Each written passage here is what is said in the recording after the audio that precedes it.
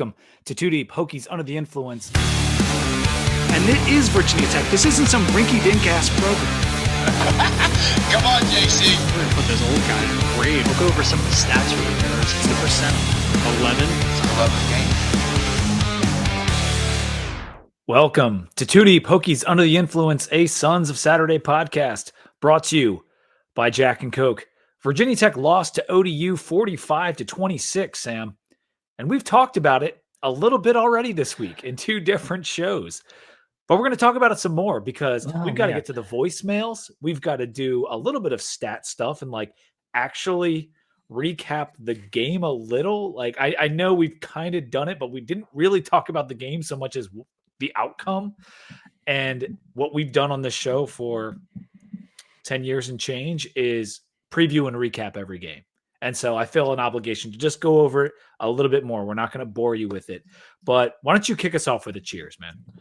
I think I did this cheers on our College Football Monday show a couple days ago. And I think it's still apt to do it now. Today was Philip Montgomery's first official media session as interim head coach, a media session as head coach. He ran the practice yesterday, ran it today. Cheers to new beginnings. I feel like the Brent Pry firing was always one of the inevitabilities. And I think now that it's finally done, we can move forward. Cheers.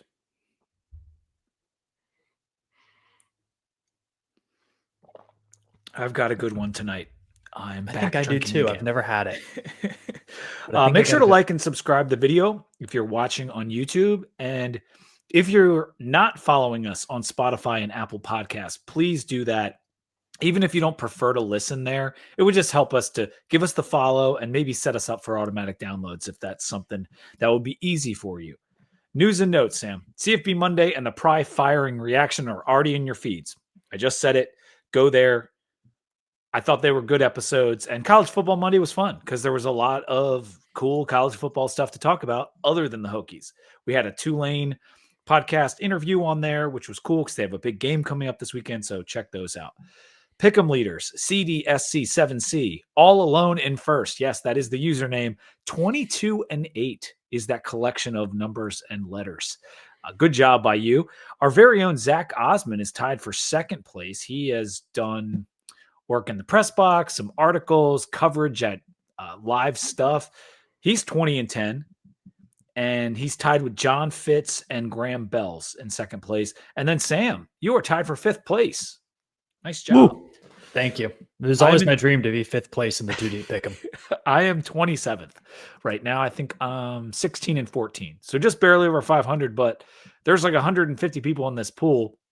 As more and more people forget to make their picks, my 27th place will become less impressive. But for now, I'm okay with it.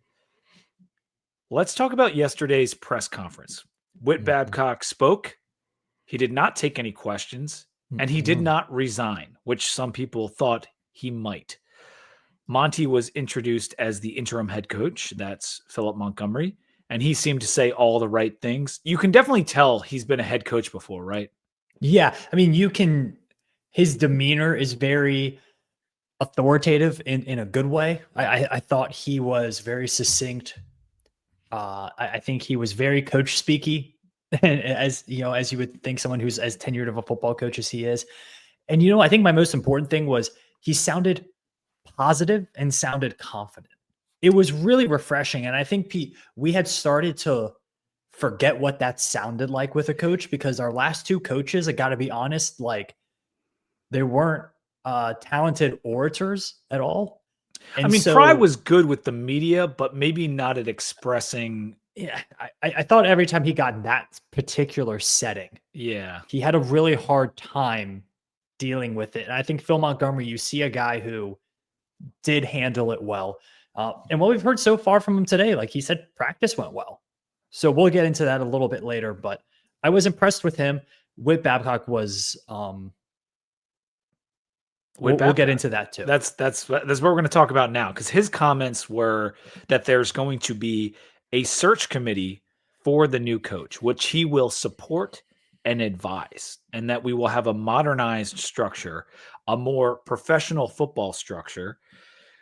more of a corporate business structure with respect to the department as a whole, and that we will have a general manager, and it won't be the leader of Triumph. That last part I added, but we will have an actual general manager. And that's all stuff that's, while good, that we will have a more professional structure, I suppose, with regard to a GM and all that. But like Whit supporting and advising the committee, I either think is a bad idea or bunk.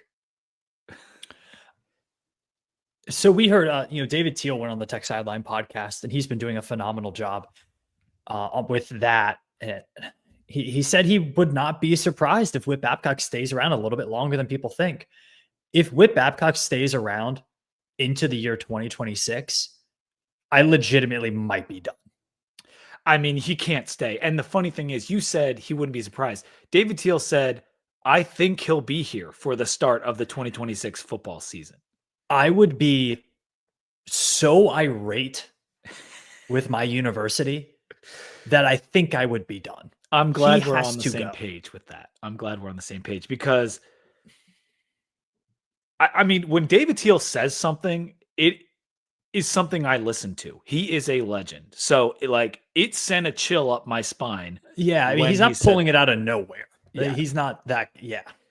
But if that were the case, just so people have this straight, if Whit were to be here for another year, so it means we're having a search committee to find the coach with some advisement by a guy who's had 3 bad football coaching hires in his career, and that he's going to stay the AD even though he wouldn't be the primary decision maker on the football coach, the most important hire in the program.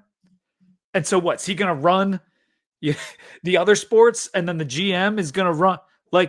This sounds like more organizational misalignment, Sam. And it sounds like, again, a situation where you're afraid to hurt somebody's feelings, so you keep it all in the family. Right. And it can't happen because he got up in front of that microphone, and it was one of the most pathetic examples of public speaking I've ever seen. And I know that's a tough spot, but man, you cannot be getting paid $1 million+ and leading the state's largest athletic department and not be able to look at people and speak and then not take questions out of it. After I tweeted this out, Pete, where they have words on the walls of the football place, like classic cliche football stuff. Literally next to him on the wall was the word accountability. So I'm so fed up with he's got to go. I mean, he's got to go. Some other things that David said were just like, Whit really wants to get football right. And I bet he does. I'm sure he does. Me too, Whit. Me too. He's had chances and he's failed miserably. And so, I mean, it makes zero sense. Like him being here until next football season, let's make our feelings clear if they're not already. That makes zero sense. It would speak to the mess that we've already been living in for way too long. And it would be organizational malpractice, plain and simple. For him to have any say going forward would be organizational malpractice. Let me make that clear.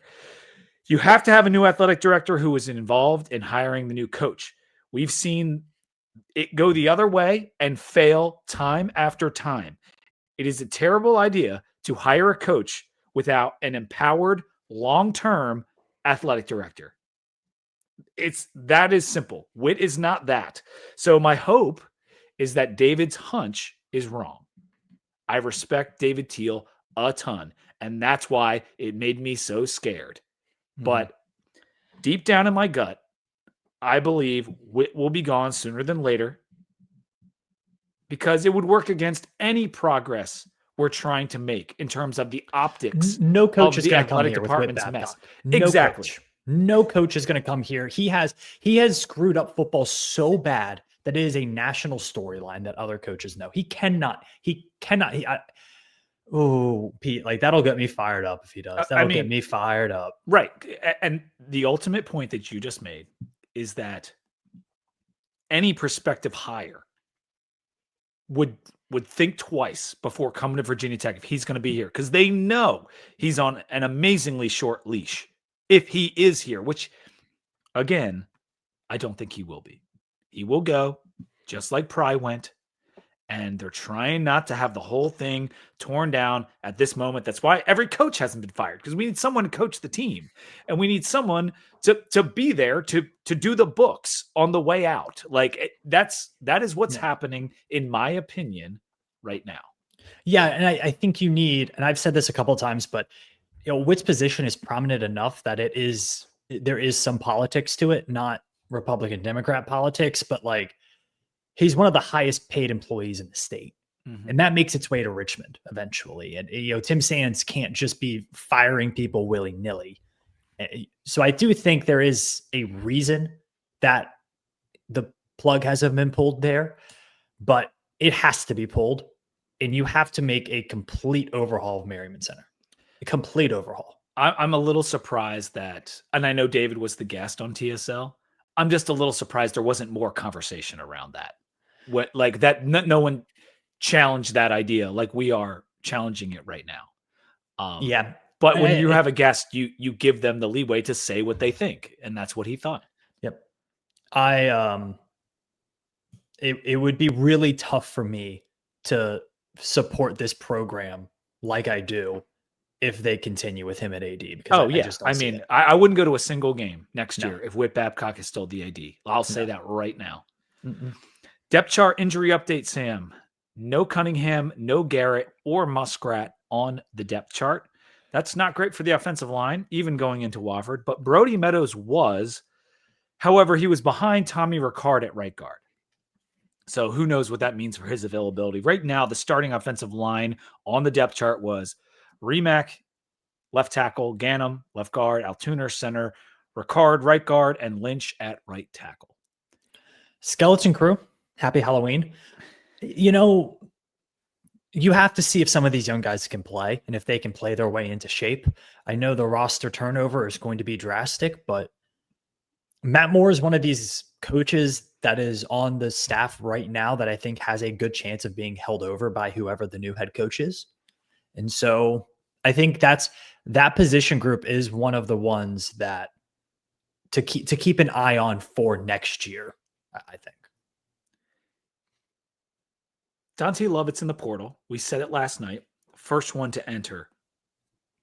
I think next week is the really scary week for portal entries because that's the fourth game. Yep. And if guys aren't happy with their snap count or they feel like it's the time to go, they have another couple days to make that decision because they wouldn't have played a fifth game yet. Mm-hmm. Yeah, I think every case is going to be different. Guys are going to hit the portal. I don't know if the in-season portal hits are going to be what people think they are. I think that will look. I hope not. Yeah. But then again, I'm also indifferent because of what happened on the field, but we can talk about that. That's very true. Let's talk game recap. This will be quick. It started fine with a stop and then a forced fumble, but as soon as adversity hit, it was a wrap. The throws by Joseph were fantastic. There were holes everywhere on defense, bad alignment, bad tackling, 7-0 ODU. We drive all the way down the field with the run game. And then Kyron fumbles. And that was it. ODU went right down the field with ease, 14-0. Kyron threw an interception on a next drive. Ball game. It got as bad as 28-0 at half. It was 31-0 in the second half. Drones remained in the game in that second half and put up what can only be called garbage time stats. The stadium emptied out as we put up a couple touchdowns, and 45-26 was the final. Pry said, you thought last week was bad? Let me show you something. Hold my beer. That's what this was in the first half. I mean, when I say 62-0, Pete, as a Virginia Tech fan, what do you think of? I mean, that score is Syracuse, right? Syracuse in 99. Game day was there. Yep. Now that means how Virginia Tech was outscored in the second half versus Vanderbilt in the first half by Old Dominion. That's what that's. I hope we don't remember that instead of the Syracuse game. Well, That Syracuse game was gosh. 26 years ago. 62 nothing that way was last week. The reverse of 62. 26. Yeah. All right. Well, before we get to anything else, let me play the voicemails. This is the second week in a row I can make a phone call from inside Main Stadium during a Tech football game.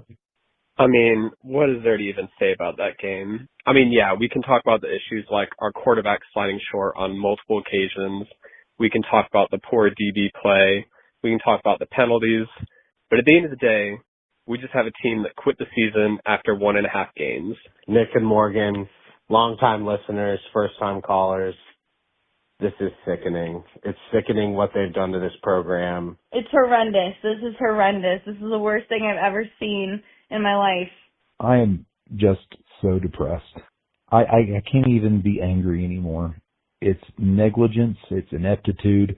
It is everything negative you can possibly think about a football program. That's what we've become. An abomination. Brent Pry needs to be fired. Whit Babcock needs to be fired. This team has absolutely no clue what they're doing. They're completely unprepared. The players have no talent. The coaching is not there.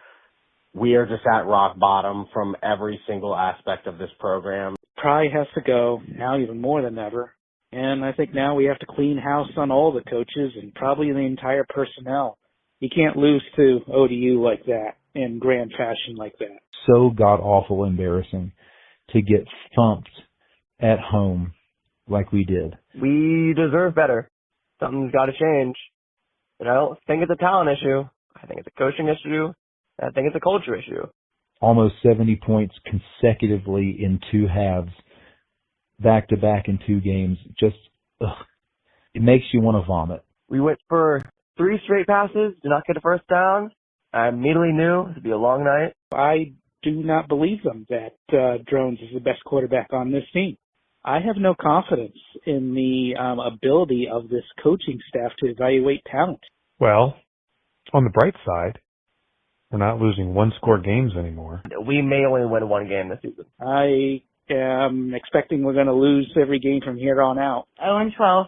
0-12. What we saw in that game has nothing to do with the game plan, has nothing to do with the X's and O's. It has nothing to do with the talent level of the team or with the strength and conditioning. What we saw has everything to do with an athletic department that's in crisis. And I just hope that there are better days in front of us because this is unacceptable. That last call was very poignant because what we saw doesn't have a lot to do with so many normal football things. It has to do with, one, the athletic department being in crisis, but we're in crisis because the coaches lost the locker room.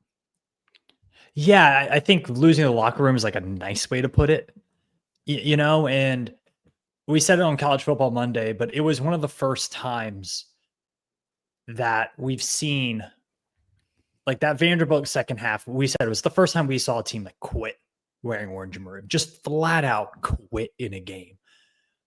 I really thought that they would kind of bounce back. They get a fire under their ass. They get it, you know, they'd get it right and they'd come out and at least be competitive. And I said it on Trey Lyle's radio show on Friday morning. I said, I think Tech's going to win like an ugly, ugly game, like 27-20 or 27-17.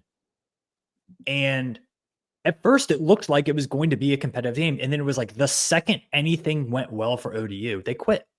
And it's a very similar to what happened in the South Carolina game where South Carolina gets one big play and then Tech just stops.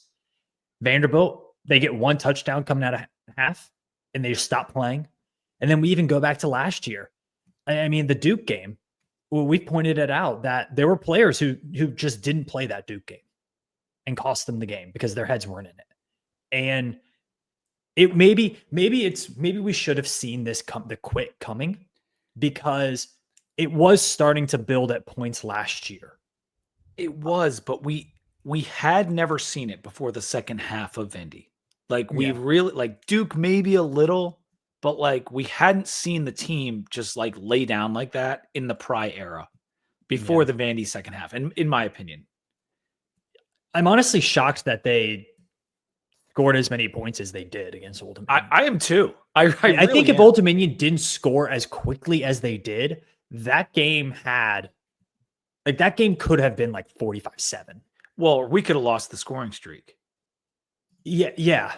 And I know it sounds crazy when we scored 26 points, but I'm agreeing with what you're saying. Like, they scored so fast that they put in backups and stuff. I mean, yeah, and what's crazy too is like the game started fine. Like the first offensive possession was a joke. Oh. It was horrific, but the defense like stuffed them well on the first drive. And then even after ODU scored, Tech was driving and ready to score. Kyron looked like he had picked up a really good 3rd and long with his legs, and he fumbled, and it was like game over. Yeah. Like from that moment on, everyone knew game over. These guys don't got that dog in them. It was over. Okay, so if you want to call the reaction line going forward this season, please do. It's 540-251-2169.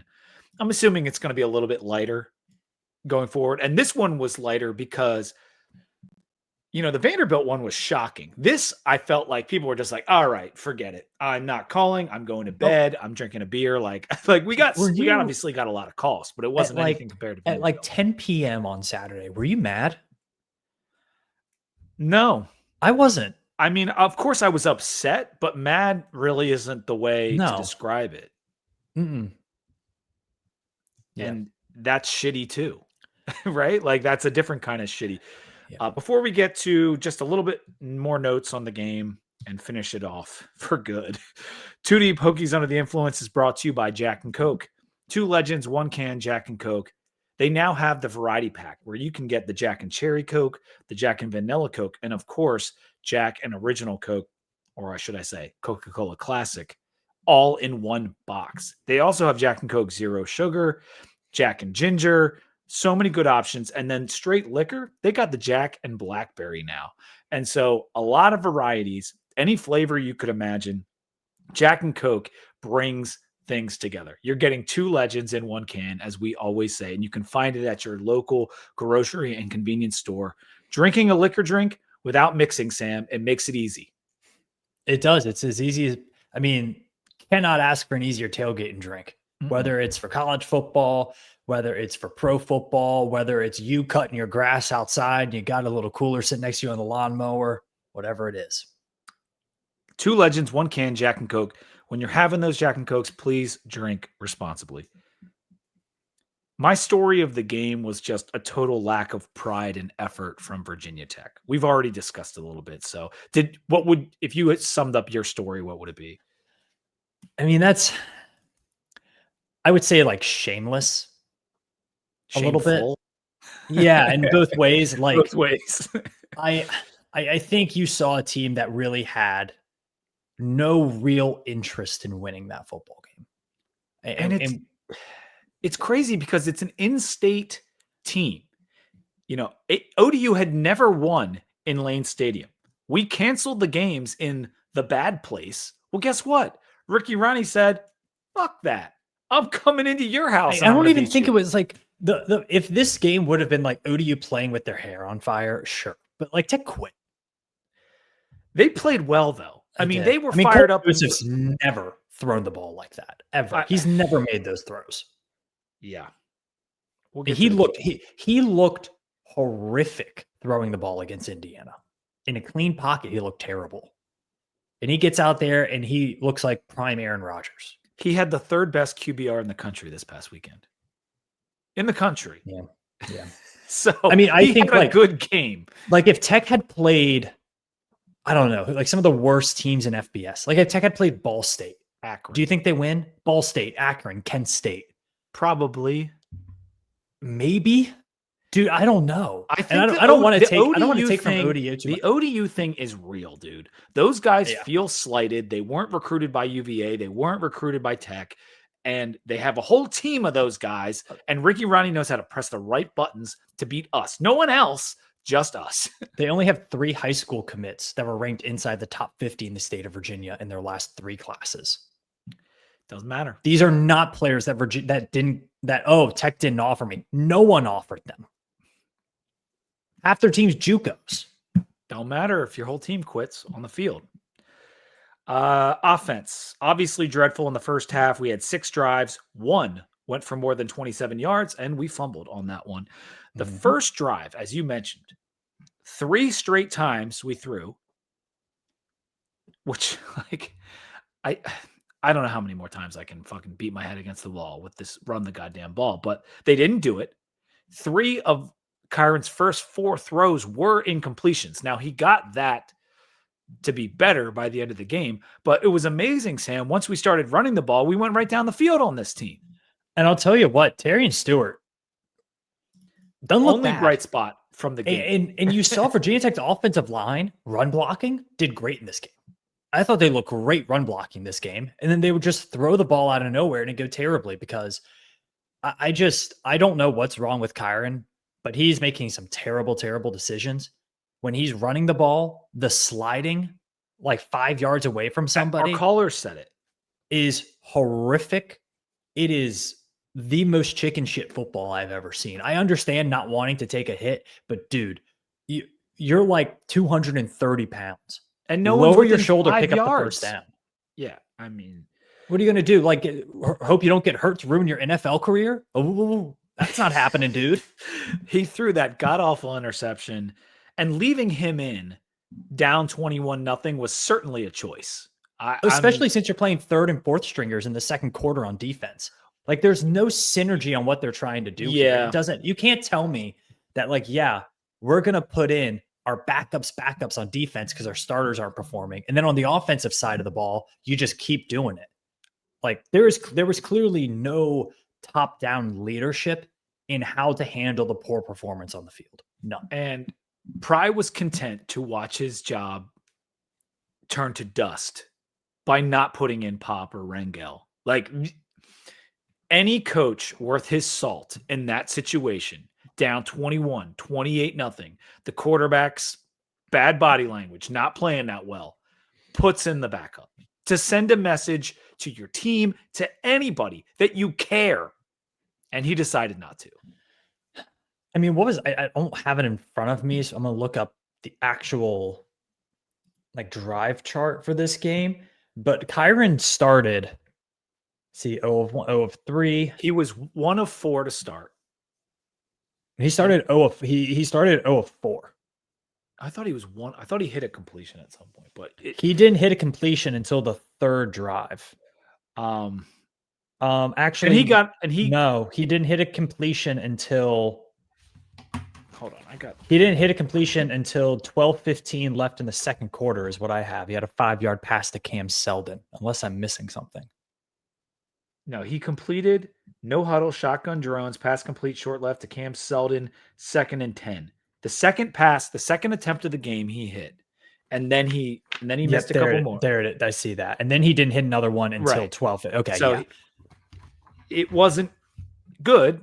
But it's all kind of like beside the point, like us like tearing into these stats, but like we at least need to look at them. Kyron had 4 touchdowns in garbage time, still a 32.6 QBR with 4 touchdowns, with 65 rush yards and 266 pass yards. That shows you how bad he was. I mean, he should have had like 90 rush yards at least. And then I look at success rate for Old Dominion, 52%. That's in the 92nd percentile of all FBS versus FBS games since 2024. Old Dominion had 8.65 yards per play. They had 12.17 yards per drop back. 97th percentile. Over 12 yards per attempt is nuts. And the defense after the first fumble was atrocious. Like, we allowed 526 yards. That is the second most of the Pry era and the most since Drake May down in Keenan had 527. So Colton Joseph at home, 526. Drake May, NFL quarterback, 527 on the road. Like, the secondary was awful. They had 8.5 yards per play, which would have been the worst of the Pry era, except for we set that record a week ago. At 8.6. What is up with the defensive backs not making a play on the ball in the air? They're right with these guys, and then they just let them catch it. I mean, there's no hand fighting. There's no turning and looking at the ball. There's no putting your hands up or anything. I think we know by the Mansour Delane's business that's going on that the secondary coaches suck ass. Yep. Cheetahs can't even roar, Pete.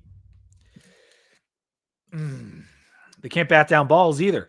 We gave up 6.3 yards per attempt on the ground, 0 sacks. Was there anything to be happy about on defense? No. Considering what we saw against South Carolina and then seeing the next two performances, no, none at all. Chief Queef. All right. So what do you think has a worse ranking nationally? Our yards per play on offense or our yards per play on defense? I think it's got to be defense. You are correct.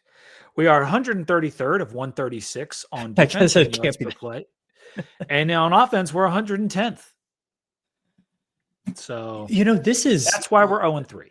Like, I think if you were to describe to somebody like what's wrong with like what happened to Brent Pry at Virginia Tech, I think what you could sum it up as is Brent Pry's first season at Virginia Tech was statistically the worst season in modern Virginia Tech history, except for his fourth year when he had double the talent. Right. And still the worst stats. Yeah. And David Teel did point out on that TSL show, like, he's a defensive coach and he got fired when his defense set historical records of being bad. And Fuente had the exact opposite thing happen on offense.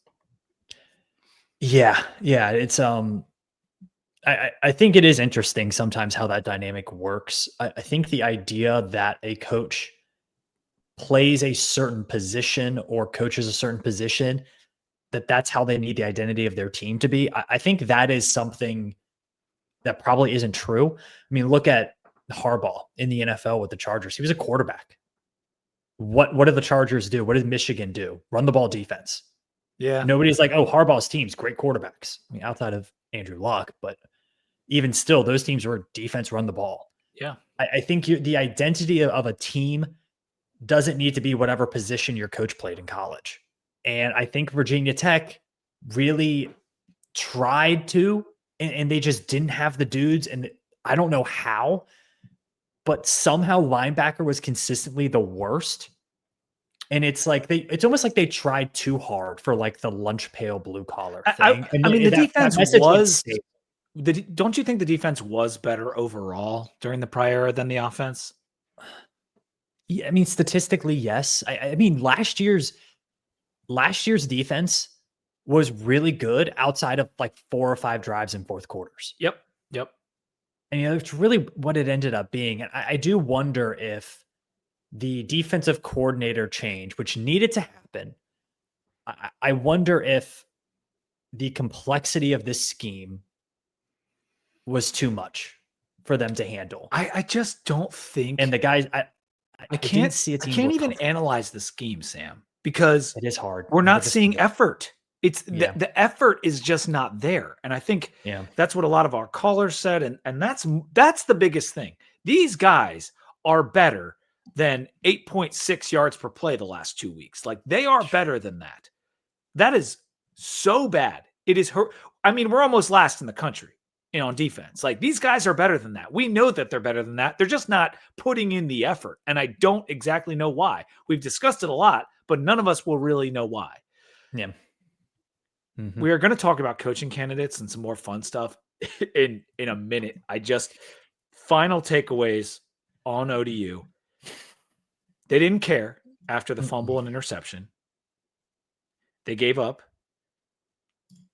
I just said the thing about we know that the players aren't this bad. But they also decided to be complete fuckheads and get 12 penalties for 113 yards in this game. Like, so they're not only not trying hard enough, but they're also screwing up over and over again in penalties. Yeah, I think the penalties thing has been, if it wasn't so egregiously bad in other areas, we'd be pointing to the penalties because it just doesn't look like a well-coached team in there. I mean, it's not a well-coached team. And there are some penalties that are just brain dead ones. And it can't happen. It can't happen. The game itself was a disgrace to the program, the university, and the fans.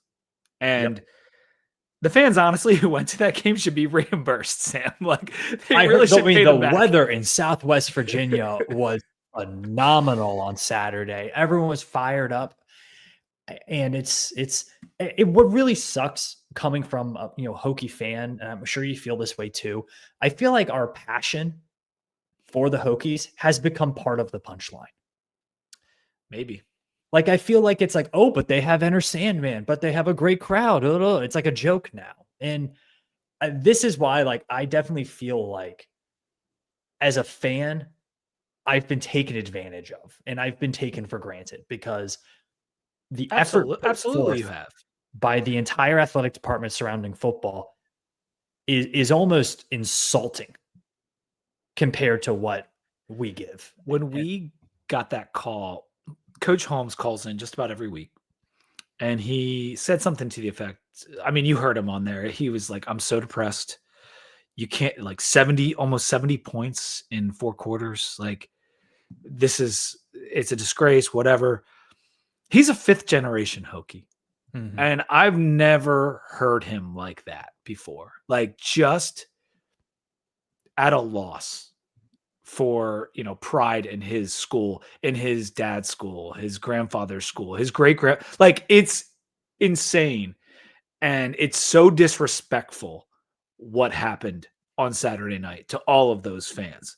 And that's why Pry is gone. That's why he's gone. Mm-hmm. That's why Whit needs to be gone, because that was exceptional what happened on Saturday night. Truly, truly exceptional. And that's also a reason why I don't really care who transfers from this team, because they were wearing the Virginia Tech uniform and they didn't give a shit. Yeah. I mean, we as college football fans, we tend to do this thing where we harp on the performance of players, but when they transfer, we get upset. I think you need to be totally ready for a completely new roster next year, and you need to accept it as a positive thing, because it's not going to work. It is not going to work with some of these guys. Okay, let's take a moment to talk about our other sponsor and then get to some coaching candidates. Let's get to some fun stuff. I got to ask you some questions here too about the coaches. 2D Pokies Under the Influence is brought to you by Roback. You guys know Roback, the performance activewear designed for those who crave activity. You can use code 2DEEPVT, all one word, TWODEEPVT, to get 20% off your first order from Roback. If you've already used your email address to make an order, use another one. Use your work, use your spouse's. Find a way to get 20% off those really nice polos, because they have tons of Virginia Tech ones, but they also carry just about every other university. If you're trying to buy one for your father, your mother, wife, boyfriend, whatever it is, use code 2DVT. They also have the hoodies, the tees, quarter zips, joggers. They just put out that new quarter zip with, like, what looks like the wall of Lane Stadium stripe. That thing is sweet. Code 2DVT. Roback Crave Activity. Sam, what are you drinking tonight? I am drinking a very autumnal beer, which I'm excited about as we start to get some colder weather. This is from Evil Twin Brewing. They're in New England. They have a New York City. I believe they have a Connecticut one as well. Evil Twin's pretty big up there. This is the What Even Is Pumpkin Spice. Pretty cool, like, minimalistic can they have here. And the beer is super hazy. As you can see here, it does have very much a, like, New England IPA feel to it. It's 7.5%. It is a milkshake style India pale ale with pumpkin and spices. That does not look like a pumpkin beer. No, it doesn't. I'll tell you, it doesn't really taste how I thought it would at all. I was thinking pumpkin beer, and it's not. It does taste more like pumpkin spice flavored. IPA. Yeah, it's really interesting. Like, you don't get the pumpkin pie, you don't get a pumpkin beer. You get more of like a pumpkin spice loaf, like dessert type thing. Like a beer truck drove by a pumpkin pie truck. Yes. Yes, that's exactly what you get. And it's really good. I would say it would be a great beer to have in a flight if you're at a brewery this fall. Evil Twin does a great job. It's a really good beer. It's like a 3.75 for me. It doesn't quite get to that 4 level, because if they're going to tell me it's pumpkin spice something, I kind of want a little more pumpkin. But it almost has a little, like, apple cider flavor to it. which I don't know if they were going for, but it's got a little of that slightly sweet, smoky. It's good. It's good. If you want an autumnal beer, but you're not a pumpkin spice fan or pumpkin beer fan, this would be a good one for you. It might suit some people that aren't so much of a fan of the pumpkin. And this is our first pumpkin of the season. Yeah, So, and it's the New England style IPA, but it's not. It's very, very palatable. It's got. I mean, if it's a milkshake, normally that means they put the lactose sugar in there. Mm-hmm. Like, does it have a little bit of a heavier like sit on the tongue? It's definitely more sugary sweet. Yeah, than a lot of others. Yep. I'm drinking the Anger. Hopefully, I'm saying that right. You might be able to tell me, Sam. This is German. Their Oktoberfest, but Ayinger. Anger is a great brewery. I've had plenty of their beers over the years. They make a great Dunkel in addition to so many awesome German beers. This is an authentic Bavarian festival lager. This was made for Oktoberfest, my man. And Sam was there not too long ago. We were just talking about Bavaria, which is a state within the country of Germany. This beer is awesome. Really freaking good. It's a beautiful bottle. You get a little bit of that Bavarian flag in there with the blue and the white checkered. And I love it, man. You know how much I love Oktoberfest. This one, not too heavy, not too light, 5.8%. It'll get you right. So I'll do a 4 on this, man. I really like it. I have grown to love the Oktoberfest style beer more and more. And you're getting some good ones in the States, but nothing compares to what you get from the German breweries for Oktoberfest. I can only imagine. I need to go one day. When we hosted an exchange student a couple years back, my wife and I, she was in high school and taught us a lot about Germany and all this kind of stuff because that's where she was from. And we need to go visit her. And now she's almost going to be, she's entering college now. But yeah, it's on my list. Definitely on my list. Okay. Coaching candidate talk. What I'm going to do is I'm going to read off the names I have in their categories. And this is basically every name that I've heard that has come up for Virginia Tech.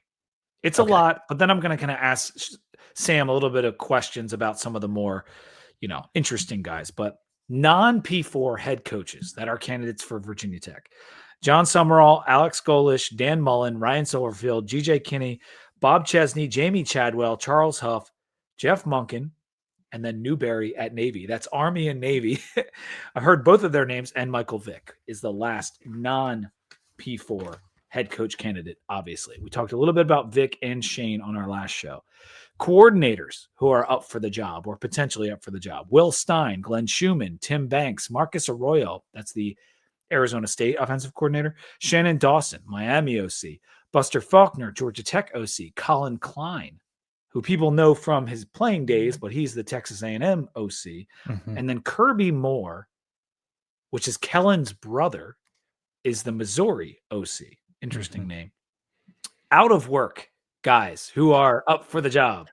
John Gruden, Jimbo Fisher, Pat Fitzgerald, Coach O, and Dave Clawson.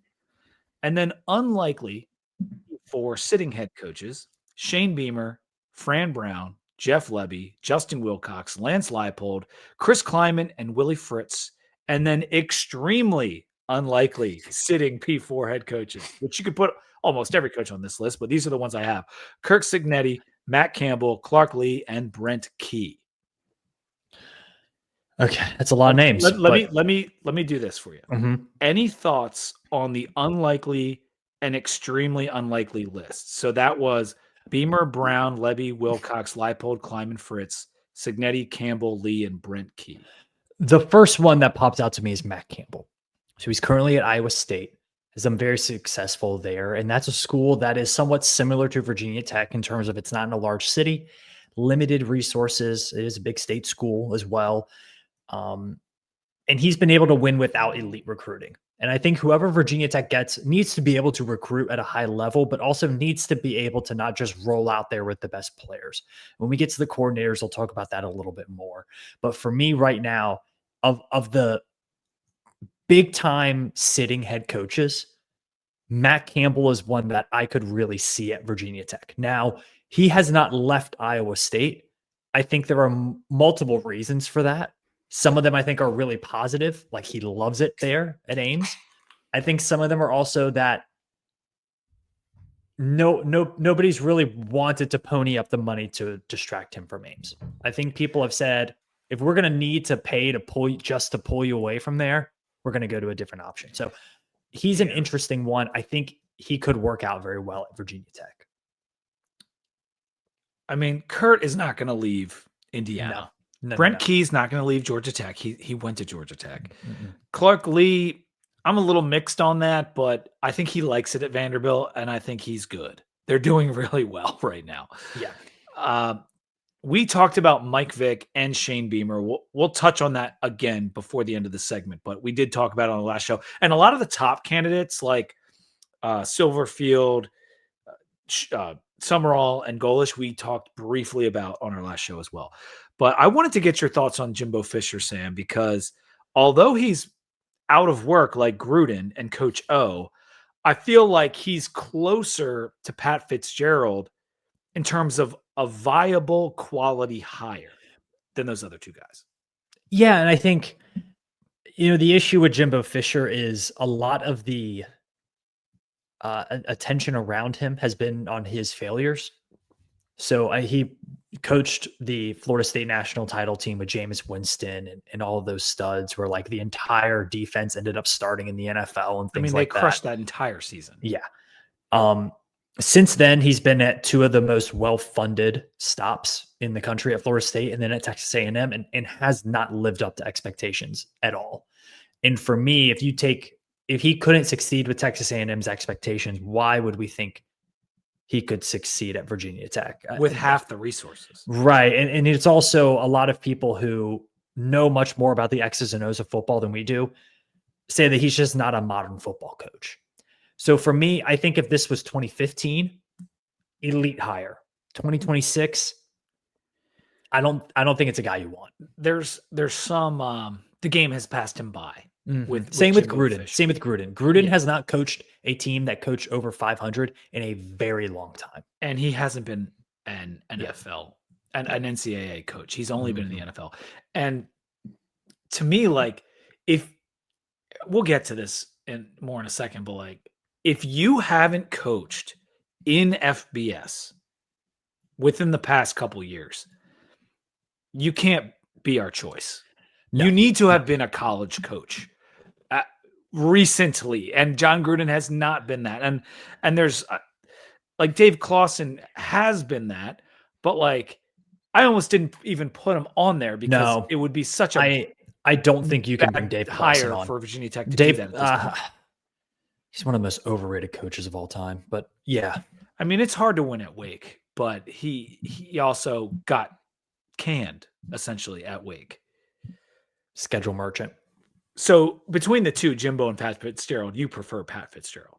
I would. I think with Pat Fitzgerald, there is there's a fear that he's a coach who will give you a good team every other year or every third year. And Virginia Tech, you need to have a good team every year.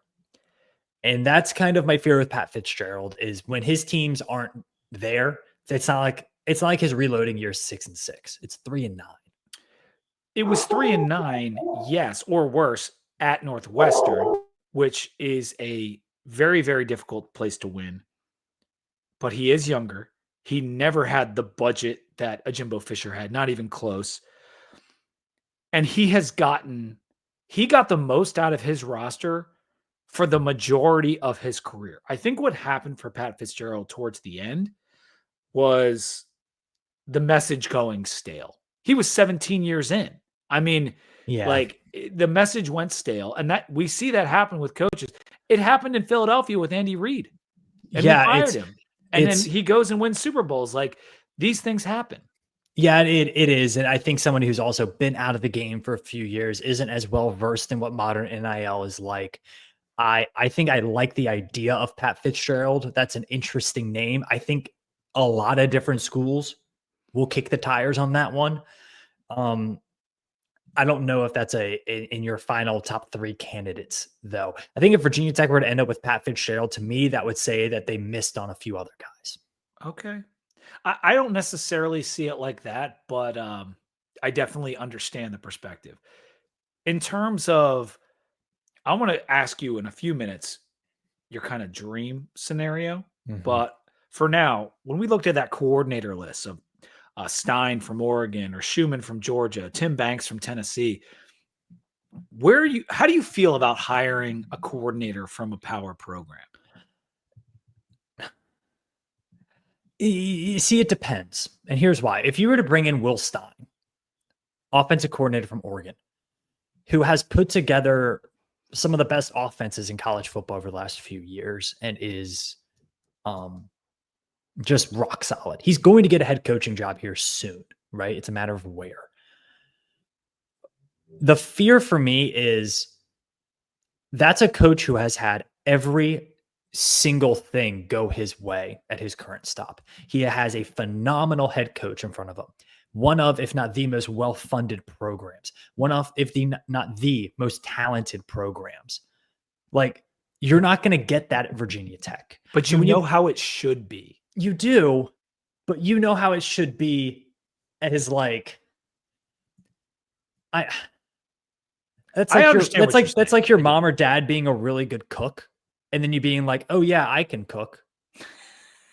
But I know what a good lasagna tastes like. Yeah, yeah, and that's like for me, it's Will Stein. Like, come here, like, great. Like, Will Stein's offense isn't going to look like what it does at Oregon with Virginia Tech's talent.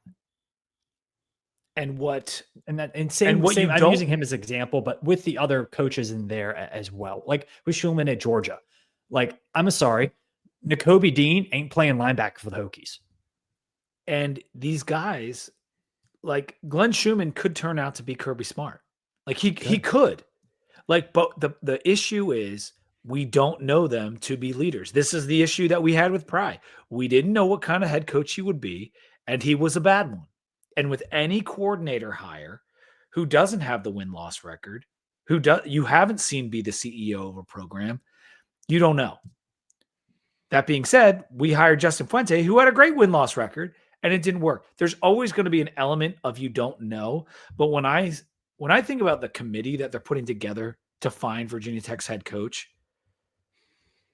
I believe in my heart of hearts they are going to hire someone with FBS head coaching experience. Like I would almost guarantee it. I agree.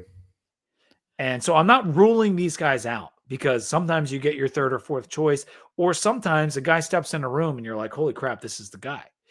But universities, programs tend to go the other way than what they just did. Fuente was an introvert. We got someone great with the media who was defensive rather than offensive. So now we're probably going to go with a sitting head coach rather than a coordinator, because that just didn't work. I also think I don't know if this is true statistically. In my head and anecdotally, I feel like bringing in a head coach has a higher hit rate.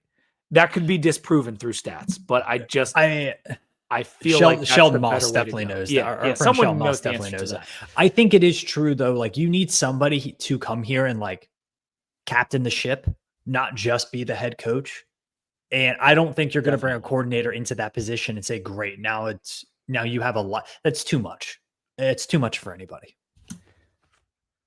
I think we both love Summerall at Tulane. We both love Alex Golish at USF. We both love Silverfield at Memphis, and even Dan Mullen. I think we're both high on that potential. I think those four are, if you were to take like a poll of the Hokie minds out there, I think that would be your top four. If we hired any of those four, I think everyone's talking themselves into that guy. Yep. Agreed. Other ones, maybe not so much. Let's just address the Mike Vick and Shane Beamer thing one more time here, because those are our guys. Vick had no experience before 3 weeks ago. He's not ready to be a Power 4 head coach. It won't happen. David said as much, and I agree. Sure, Mike Vick said as much this week. You're right. No one at Virginia Tech, search committee or otherwise, is taking that risk right now. It is not going to happen. I'll let you do the Shane Beamer thing. Virginia Tech would have to pay upwards of $9 to $10 million, which would be over double what they paid Brent Pry. Virginia Tech would also have to suddenly turn into an SEC school with more resources, significantly better recruiting field. Like, if Virginia Tech was just a totally different program, then maybe, Right. you know, but he's not walking into it. It's also like, It's you don't know not where his happening. head's at in terms of trying to fill those shoes, right? Like, does he want to do that anymore? Like, I don't know. Do you want to put somebody in that position? Yeah, you know, even if he says emotionally, yes, I want to come back to Virginia Tech. I don't know. He's also like, what David Teel said was that he's very happy in Columbia. He's got great facilities. He's making $8 million a year. Do you want to destroy all that to try to live up to your father's legacy? Maybe you do. Will the offer be there? I don't know. See Virginia Tech. I don't paying, even know. Virginia Tech's not paying $8 million for a coach. I'm going to say, like, I know the budget's going up. I don't think they're doing that. I don't know about that.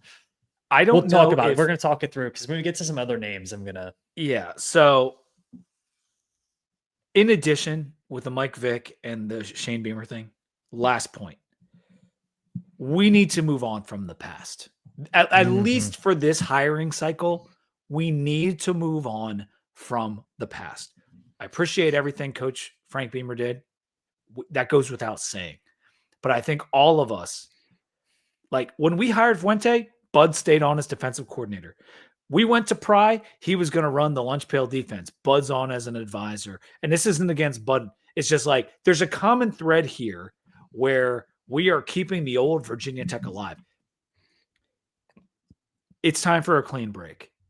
It is time for a clean break, a new identity. And sure, we can still be the same fans we've always been and appreciate defense and special teams. But from the structure of the athletic department, we need a clean break. Yep, I'd agree. So I've asked you about coordinators. I've asked you about sitting head coaches. Let's get to, I guess, is this time? I don't want to get to your dream thing just yet. Well, there's one other guy here that I think in state that we need to talk about. Bob Chesney. Okay. Who's at JMU right now. He was successful at Holy Cross. He's been successful at JMU so far. Young coach, but has multiple years of head coaching experience, albeit at a lower level, but doing pretty good at JMU right now. One thing about Bob Chesney that I think would be really strategic for Virginia Tech is we could quadruple his salary and be paying him less than we paid Pry with head coaching experience. That's how little he's making? His 2024 salary is about $750,000.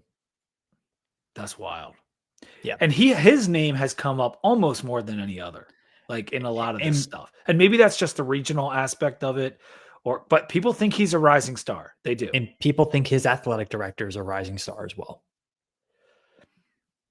Can we talk about another in-state guy in Jamie Chadwell? This one's kind of interesting because I think Jamie Chadwell's a really good football coach. His team's kind of dog shit this year. His team's not good. His team's bad. And you know what? His team wasn't any good last year either. They weren't. They got waxed by Oregon. And like institutionally, that game against Oregon was so bad, they kind of just quit the idea of being a big football program. They said, maybe this isn't for us. And then all of the Liberty NIL stuff kind of quit. All of the Liberty's going to move out of Conference USA stuff kind of quit. Yeah, I mean, I don't know, look, man. They have a resource advantage over everyone in Conference USA. That's not a mistake. That's why Jamie Chadwell took the job. But if I was Jamie Chadwell at Coastal, he did an amazing job at Coastal, Liberty wasn't the job. I always thought it was weird he was taking the Liberty job. I know he made more money. Hugh Freeze was there for Christ's sake. Like it is was a well thought of job in the industry. I think in like 2022, 23, people thought it was going to be the next TCU type school, and it hasn't been. I don't think it will be. I think they found that I think they found their spot in the college sports world, and they're going to stick there. I don't know if it was like personal reasons that Jamie Chadwell maybe wanted to go to Liberty and feels good there, but I don't know, man. From an X's and O's standpoint, sure. If you were going to hire, here's what you could do. Let me look up his salary real quick. Well, oh god, he's making $4 million a year. Never mind. What I was going to say is like they thought they were going to big time, and then Jamie Chadwell got beat by first-year head coach at Jacksonville State and first-year head coach at Bowling Green. Yeah, dude. He's also making $4 million a year at Liberty. Oh, guess who they have next, Sam? James Madison University. Bob Chesney and James Madison. So we'll see what Jamie has to do there. But I'm a hard no on Chadwell. Hard no. Yep. For me, in terms of what I feel like we need, I already said the thing about sitting power for head coach, or not power for head coach. I'm sorry. Sitting head coach. I feel like that's what the committee wants. Mm-hmm. Regardless of whether it's the committee that doesn't exist yet. The committee that we know nothing about and Whit is advising. Mm-hmm. Forgetting the head coach thing or the coordinator thing, regardless. This may sound dumb or simplistic, but we need a straight up ball coach. Like, if people who listen to the show or follow college football, I think you know what I'm getting at. Someone who is hands-on, involved. He's going to develop his players and get the most out of his roster. That is what we need at Virginia Tech. Like this whole idea that, like, say we hired Jimbo. Like Jimbo would recruit. There is no doubt he would recruit. But can he get the most out of that roster? At Texas A&M, he could not. Not even close. We need a guy who takes 3 stars and makes them all ACC again and again and again. Like that is what we need because that's what we can get repeatedly. Like, sure, you might hire a guy who can end up recruiting at a phenomenal level down the road, but right away, we need a developer. We need a guy who's like, he's in the mud on everything. There is no detail that he is leaving to somebody else. He's figuring it out. Like, that's what Nick Saban did. I'm not saying we're getting Saban. I'm saying we need someone who is literally not letting any grass grow under his feet. Like he is in it, hands-on everywhere. I would agree. I think that's well said. And I think Virginia Tech has struggled to have that whole synergy in the football program. And they've failed to have anybody who really understands modern college football.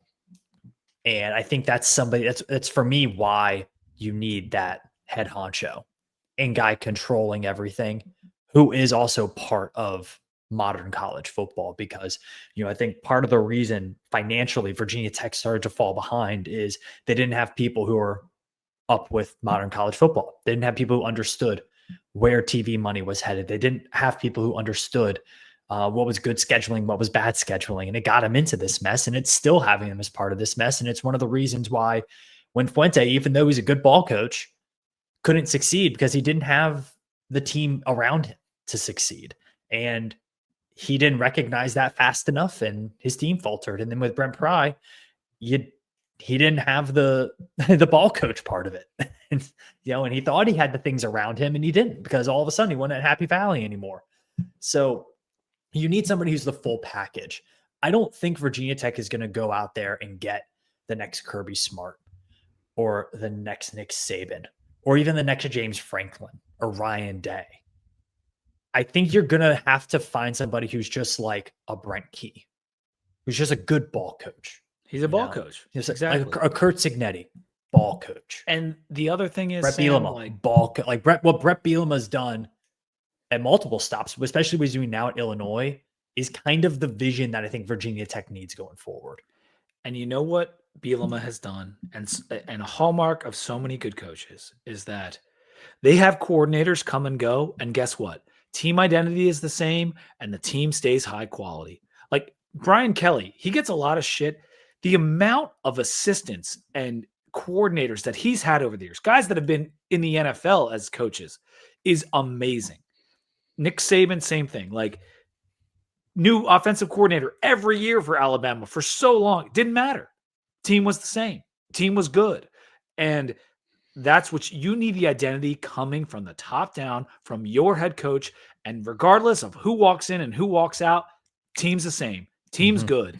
And it might not be the same good every year, but it's good. And I need a psychopath, Sam. I need a football psychopath. You do. We need a sicko in there. We really do. So this is going to be a fun last section of this coaching talk. First call for the head coaching job at Virginia Tech, and it doesn't have to be realistic. First call that you make.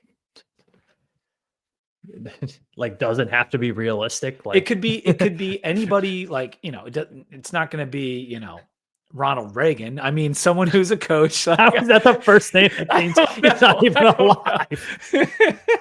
I mean, can we go grab like one of the Harbaugh brothers? I don't know. So I think so. Like not realistic, but like someone who's not coaching in the NFL, and like, you know what I'm saying. I think it's Dan Mullen.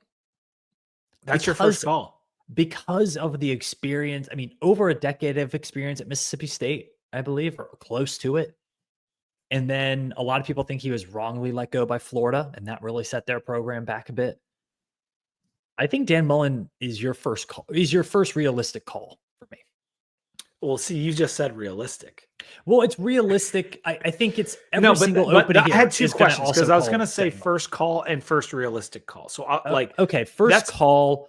If I can get anybody in the country.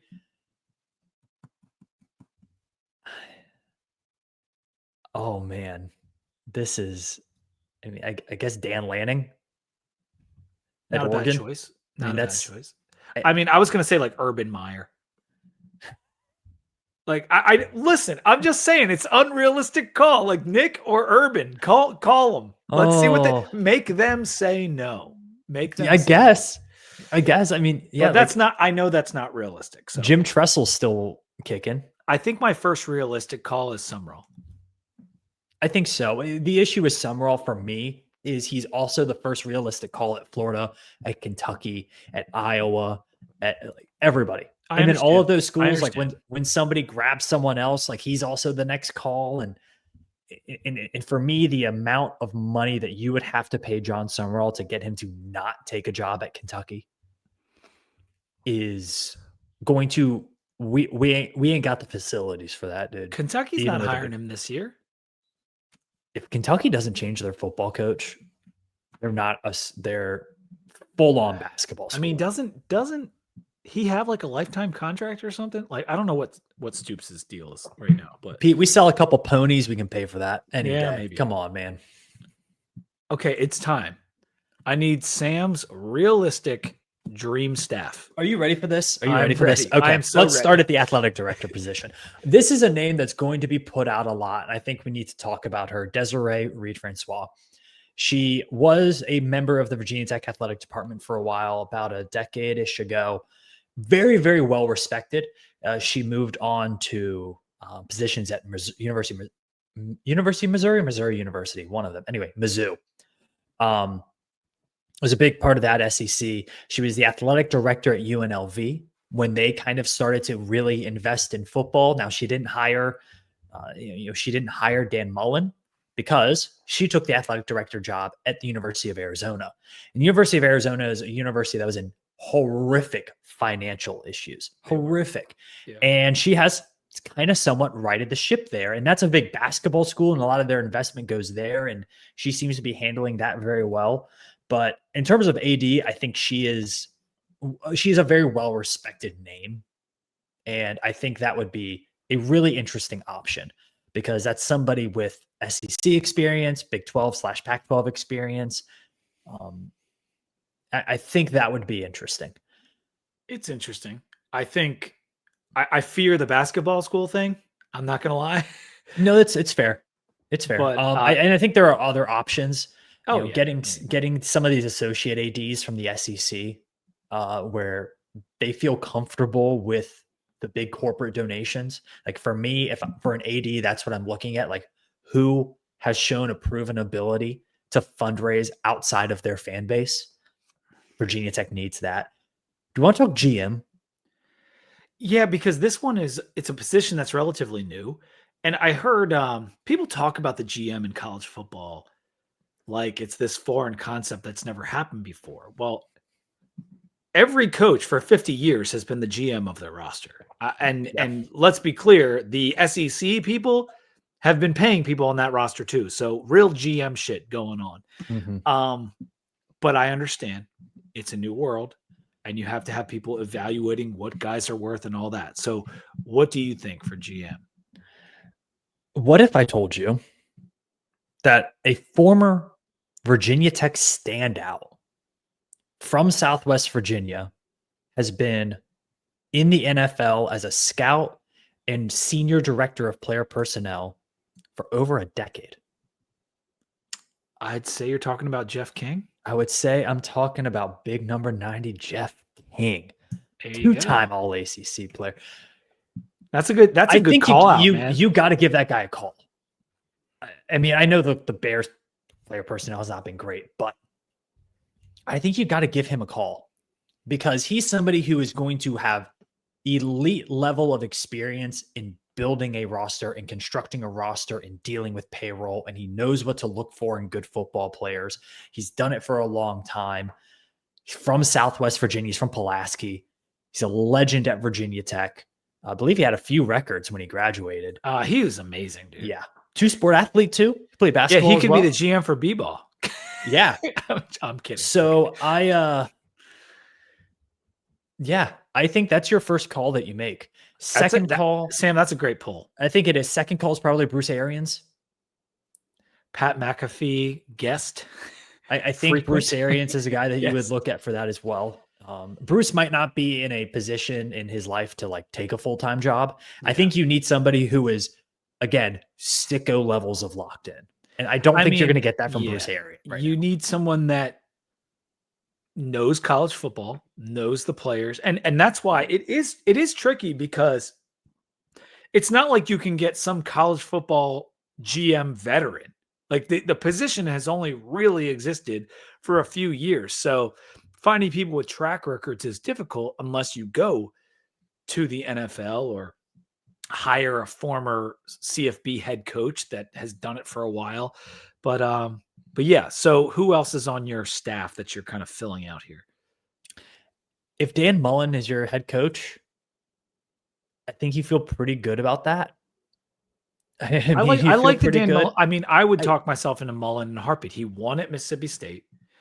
He went to Florida. He won there for a little bit. And then I think he rubbed people the wrong way and he didn't recruit the way they wanted him to. And it kind of fell apart. But what he did at Mississippi State fits identity-wise with what we'd want to be at Virginia Tech.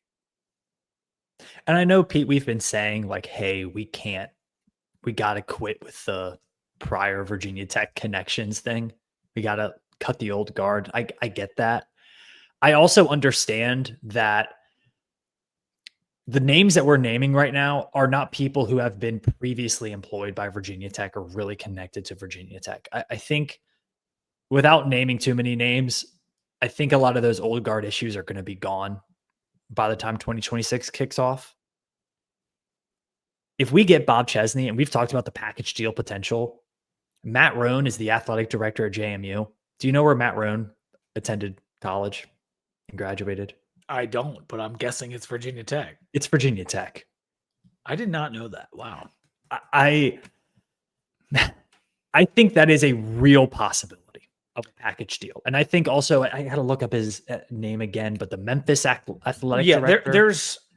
There's three like package deals out there. It's the Memphis coach and AD. It's JMU coach and AD. Yeah, Dr. Ed Scott at Memphis.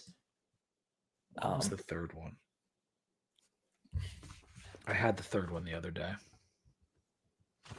Yeah, so I think that is a potential package deal scenario with him in Silverfield. Silverfield has done a phenomenal job at Memphis, so much that you have them in your playoff right now. I think there are a lot of potentials, and whoever is, I think there's also with Dan Mullen, you're gonna have to pay him big bucks. Summerall, you're gonna have to pay him big bucks. Campbell, you're gonna have to pay big bucks. if you get one of these guys that you can pay even $5 a year, that's a lot more money. If you pay a guy $5 instead of $8, that's $3 million more to fill out your staff. You can get a heck of an offensive and defensive coordinator for that. And I do understand that. However, I would pay $3 million to get the right guy. That's true. I think Virginia Tech will have a substantially larger budget next year. I don't think it's going to be big enough for it to be willy-nilly. Seems too steep for Virginia Tech. It does seem too steep. Yeah. However, if you have a top choice that you really want, and he's far and away that top choice, and he's like, I'm not going to do it for $6, I'll do it for $8. You pay $8. Yeah, that's true. That's true. I just think you do have a danger of we've cheaped out going all in. We cheaped out last time. And listen, money doesn't equal wins. It can, but it doesn't always equal wins. And like you just said, like you can go out and pay Chesney 4 or 5, whatever it is, and you might get as many wins as if you hire Sumrall. You might get the same. Yeah, but you just don't know. You don't. And only the people in that room who are evaluating this can make that call, whether it's worth the money. But my opinion, and I think Ed Williams, who's been on this too, like if you know who your guy is, don't let money get in the way. Like at this point, we are on death's door as a football. No, we have 1 foot in, and we are hanging our coat up at the coat rack. So if you have to give him an extra $1 to convince him that we're not a rinky-dink ass program, as I took out of our intro this week, then you give him the $1 because we gotta figure it out. Do you think there's a world in which Virginia Tech does? I mean, North Carolina doesn't seem to be working because of the type of people that they've brought into these roles, but do you see them going full NFL model, like GM, head coach, scouting department? Like, I don't know. I mean, our scouting department has typically been the guys on staff. We have 50 staffers. Like, how much more of a scouting department do you need? Like, you have 50 staffers. I'm using air quotes for people not watching on YouTube. Like, I think Virginia Tech's recruiting staff is still way under what Clemson has, what Miami has, what even other ACC schools have, not to mention what Big Ten and SEC schools have. Well, here's what I think. Like, do you try to build an army here, or do you try to just get the one general and hope he can make it work?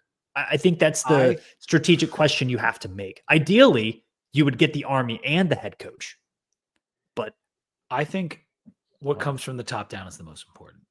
You can get by with 50 staffers instead of 60 staffers, and not only get by, but succeed greatly if your head coach is the right guy. Mm-hmm. Like, I mean, we see these smaller schools that kick bigger schools' asses all the time because they got that dude as head coach. And I just let me ask you this about the guys that are the top candidates, like Golish or Silverfield. Like, do you have a strong feeling either way? Have you looked into it enough? Silverfield's success on the field has been a bit more consistent.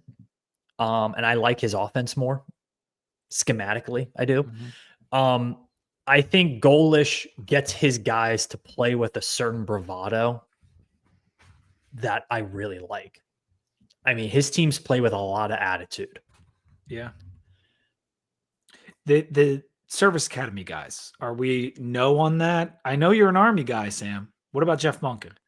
Jeff Monken is a phenomenal football coach, and you cannot argue against that. I wonder, that is such a culture shock. And I mean that in as you're somebody who has built their success on doing one of the most unique jobs in America as head coach at the military academy, asking them to go from West Point to Blacksburg, it might be too much. And I would say the same thing with Navy's coach. It's tough. Although we saw Ken Niumatalolo doing a pretty decent job at San Jose State. Like, he's just like, that's a guy who's just good. I mean, didn't he go to BYU before that? I mean, he's just a good ball coach. He was successful. Like, the issue with Monken in my head is age. He's 58. He's been at Army since 2014. That is Whit's entire tenure. That is a long time to then all of a sudden, I way down on my list. I respect. Yeah, it Jeff is. Monken It a is. ton. It is. It's way down. I wanted to bring it up. There are some guys that I'm just like less hot on, like Kinney and Chesney, but yeah, the Golish thing.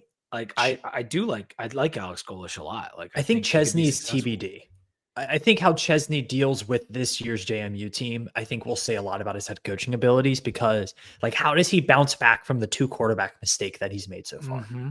How does he do that? Does he change mid-season? And sometimes when you get these like whiffs, like we've been getting over the past like couple weeks of like the Chesney train, it starts to feel inevitable. But we're not there yet. But like, he is going to be in this search all the way to the end. I agree. I'm just sitting here drinking, trying to think about if we have anything else to say about. Do you have any last words on candidates for tonight? Because we got, Lord knows, we got more weeks to talk about this. I think it'll be really interesting. I think Virginia Tech is unfortunately at the mercy of some other schools right now. I talked about this with Billy. There's a couple jobs open. UCLA, Virginia Tech. There will be more, such as Florida. Potentially Wisconsin if they want to pay a buyout. Potentially Kentucky if they want to pay a buyout. All this kind of Iowa, stuff. potentially. Iowa. Oklahoma State. Kansas State. I'll say this. No matter what jobs come open. Now, this will change if, say, Alabama came open. But of the reasonable jobs that would come open, I still think Virginia Tech would fall top 5 in terms of desirability. And if you listen to some of the podcasts that are out this week on like what's a better job, UCLA or Virginia Tech, the overwhelming consensus is that Virginia Tech's a better job. Yeah. And so if we are no lower than 5th, which is my prediction, like no lower, like we could be 2nd, we could be 4th, we could be 5th, but we're not. I don't think no matter what jobs come open, on the ones that will be lower. There's at least 5 great candidates out there. Like, we will have a chance to get someone good. It's a question of whether that someone good is right for Virginia Tech. I'm not sweating the other openings. I'm really not. There are lots of college football coaches that hit in the cycle. The last time we just hired someone that didn't work. 2 years ago, there were a bunch of coaches that hit. Like every year, multiple guys hit. And so you'll get a chance to get your guy, or at least your second guy. And in this class of dudes that we're talking about, I feel all right about it. And that doesn't even include like if we hire an AD with that person in their back pocket and what that means. But anyway, I feel like we covered that pretty good. Do you want to do some Wofford thoughts before we close out? Let's talk Wofford Terriers, Pete. Let's go. This is what the people have been waiting for. I've seen some people online, Sam, say, Wofford doesn't even have a coach either right now. That was their basketball coach that they fired. It was not their football coach, just to be clear. Yes. So their football coach is still there. They are 0-3. They have lost to South Carolina State, Richmond, and Mercer by a combined 6 points. They've been competitive. They have 2 1-point losses, but nevertheless, they are 0-3 in the FCS. Damn, they just like us for real. Yeah, they really are. What do we want to see this weekend? Well, this team is, let me set the scene for Wofford. Yes, they've lost some close games, and Mercer and Richmond are both in South Carolina State. Like they're decent FCS teams. They are only scoring 15.33 points per game in those 3 games, only allowing about 17. So low scoring defensive game so far for the Terriers. They are 0-3.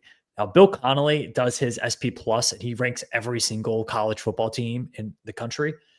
He has Wofford at 225. That's 2 spots behind Virginia Union. That's good. That's good for us. Pete, do you even know where Virginia Union is other than in Virginia? No, I don't. How about Danville? It is not Danville.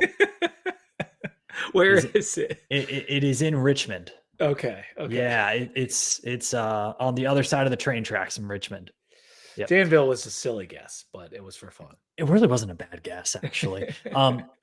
They are not good at football. Currently, they've played two different quarterbacks.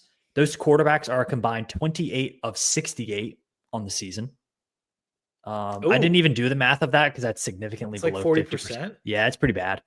Again, they're only averaging 60 rush yards per game, 135 pass yards per game, 58 penalty yards per game. They are 7 for 39 on third down this year. And they are 1 of 5 on field goals. This is a bad football team for the FCS. Like Richmond only winning this game by 2 points was like really disappointing for Spiders fans. It should be. So for me, like, what do I want to see? What do we want to see from Tech? I mean, if you let them score more than 7, it's really, really disappointing. I said 10 or less, but sure, 7. Are you going to set what's your spread for this game? Play bookie. Dude, are you kidding me? I don't even know if we're going to have a pulse, Sam. How am I supposed to set a spread? I mean, dude, they should be able to run the ball 32 dive, 33 dive. I get it, but like that's what I need to see is a heartbeat because I haven't seen it for 6 quarters.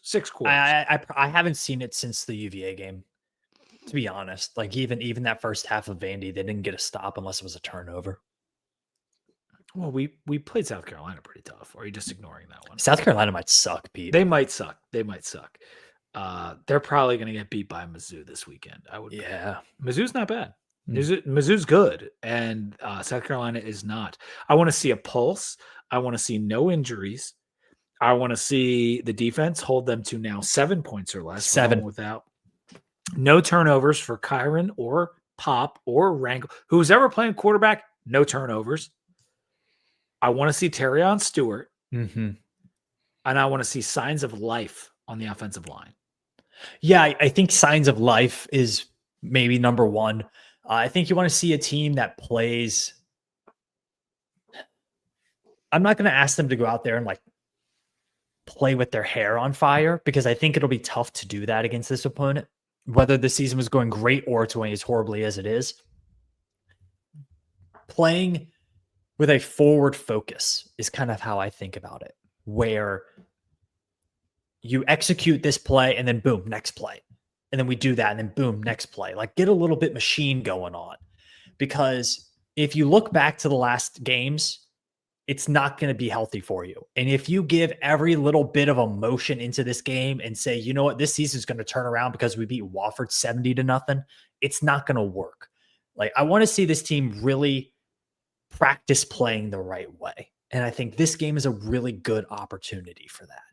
So that's what I want to see out of these guys. What score in this game would have you walk away feeling good? like walk away feeling like it might have been all Brent Pry's fault. Or like, I mean, like I'm thinking of it myself. Like what score hits and I see it, like say I didn't watch the game, which who knows, Sam?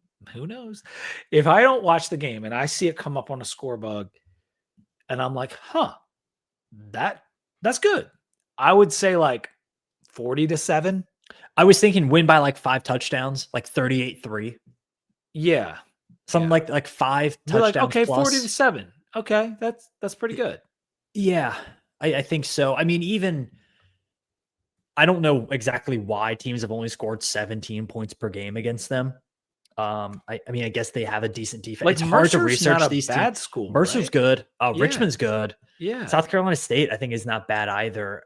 You know, it's tough to really research these teams. I think if you're Tech, like there's no excuse to score less than 38. Like 38 thinks you're under your low end. I'm like 40-7 would make me feel good. Yeah. I'm fully expecting like 28-7. I'm expecting a Fuente-esque score. Yeah. Oh yeah. He never played these FCS teams well at all. Like how much if you're if you're Montgomery, how do you approach this? Is maybe rhetorical, but how do you approach this game schematically, knowing that you have 2 ACC games coming up? You run like, the what ball. do you what do you show? You just here? run the Exactly. ball. Like, I think you just have to run the ball. Clock ticks really fast when you run the ball like that sometimes. And Virginia Tech has been one of the least explosive offenses in the country this year. Yeah. So I put those two things together, and I'm like, over 40 points, you might run out of time. True. And just run every running back. I mean, Tyler Mason should be getting out there and getting yardage. Yeah. Who is the guy that when you guys talked about this game in the summer? Oh, Peterkin.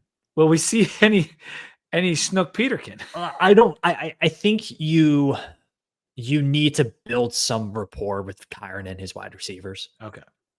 So I think you need to focus on that. Let's do picks, Sam. I think we covered Wofford pretty good. Let's get a win, guys. Please, God, go out there. More than anything else, more than 40-7, 28-7, whatever. Win the game. That's the last word on Wofford. Because we had some 0-12s in the calls. So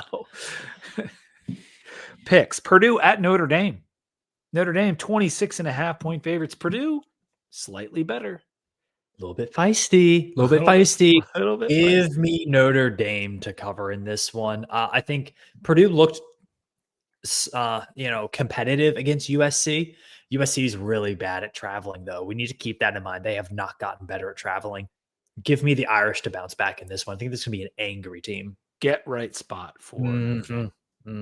I think I'm with you. Auburn at Oklahoma.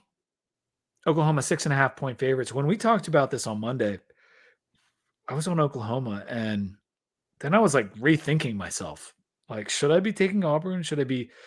But that defense, I feel like they're really going to shut down what Auburn wants to do. So I'm going with Oklahoma. Me too. I think Auburn's, the quality of defense they've played is nowhere near what Oklahoma has played. So give me the Sooners in that one. Also with Arnold going back to Norman, that's going to be a tough crowd. And give me the Sooners. These are all in the pick'em, by the way. I'm using those numbers. Tulane at Ole Miss, -11.5 are the home Rebels. We talked about this with Jack from Uptown Update. We're on Tulane. Yep, green wave. Scar at Mizzou. This was the big spread, 12.5-point favorites. Is the Mizzou Tigers? Are the Mizzou Tigers? It's down to like 10.5 in some books right now. Okay. What are you doing? What do we know about Sellers as of Wednesday night? We don't know, but if the line's over 10, he's not playing. Give me the Mizzou Tigers. I think they're a better defensive team than they were last year, and Bo Perula can ball. I think what we saw in the second half with Vandy is going to spill over to this game. And I think Mizzou's going to win by 2 touchdowns, at least. Florida at Miami. Miami 7.5-point favorites in the pick'em. It's shorter in other places, I think.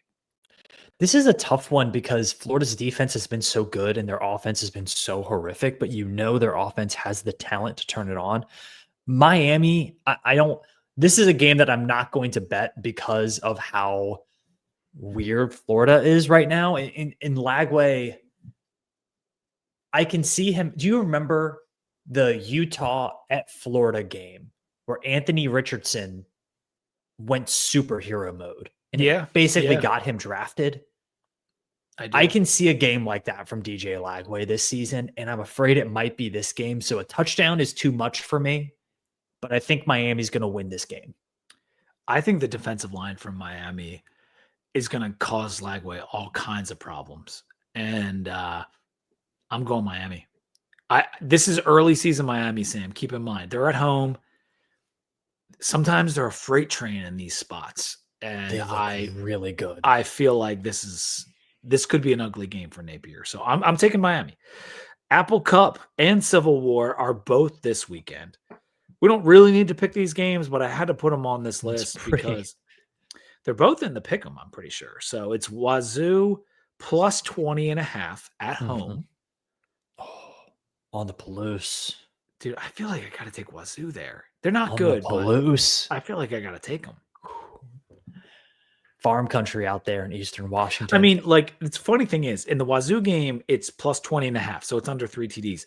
In the Oregon game, Oregon's under 5 TDs. So they're both under these key numbers. The system says bet Oregon every single week. Yeah. Oregon State might be a dumpster fire. Like, Texas Tech is not as good as Oregon, and Texas Tech like played with their food a little bit in that game. Like, Texas Tech was trying some stuff on offense just for like giggles. So that tells me what coaches think about Oregon State this year.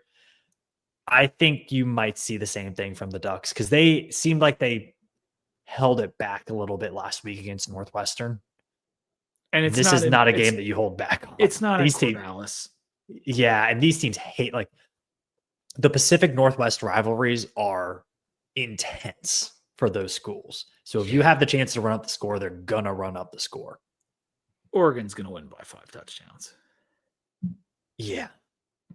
Watching it at the Palouse, though, kind of scares me. I mean, I think I'm going to take Wazoo and I'm going to take Oregon. I think that's what I'm going to do. But listen, they're rivalry games. I could be wrong. I just feel like it's hard to pick against Oregon and Eugene right now. Like, I'm not doing it. I'm not doing it. Nope. Like, that's the kind of pick where you make it, because if you make the opposite one and it's not right, you feel like an idiot. Mm-hmm. All right, that's going to do it for the show. Finally done talking about ODU. Next week, we'll actually be previewing an ACC game, Sam. So who knows? This is why I need to see something. I need to see a little bit of pride from our guys this week. Yeah. To make me feel something about the NC State game.